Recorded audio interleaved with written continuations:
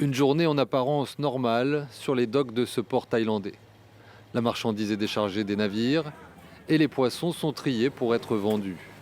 Mais la peur d'une chute brutale de l'activité est dans toutes les têtes. Les prix du poisson ont augmenté, alors les gens en achètent moins. Le prix des sacs en plastique a augmenté, le prix du carburant a augmenté, le prix de la glace a augmenté, tout augmente. Plus de 40% des bateaux de pêche thaïlandais restent actuellement à quai à cause de la flambée des prix du carburant. Un exemple parmi d'autres des effets de la crise dans la région.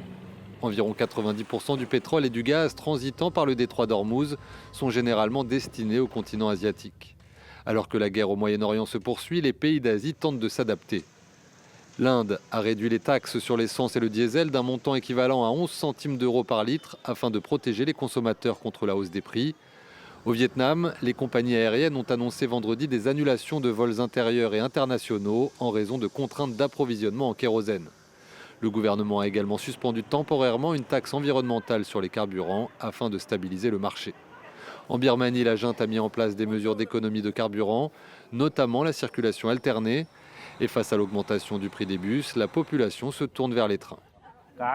La voiture coûte trop cher, alors que le train, on peut le prendre sans être contrôlé. Et les bus, j'ai peur qu'il n'y ait plus de carburant à certains endroits à cause de la crise actuelle.